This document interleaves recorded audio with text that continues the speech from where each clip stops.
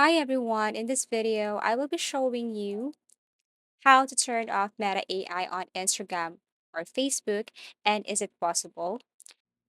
So let me tell you this one. Once you have updated your Instagram or Facebook, then removing it is not possible. Okay, especially if this feature is available in your country.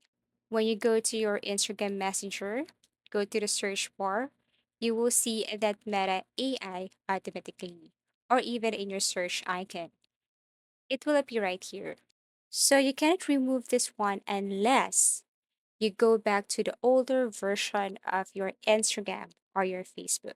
So if you want to get rid of this feature, then what you're going to do is to simply exit your Instagram application and uninstall this new version. Since in this version, you can see this Meta AI. Go to your Google web browser, and then this time you have to look for older version of your Instagram or Facebook. So you can type old or older version of Instagram or older version of Facebook.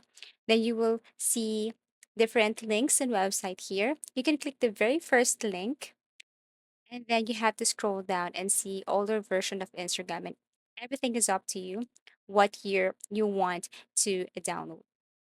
So let's just say in the older version you want to download year 2023 or 2022, then you can. So tap and then install.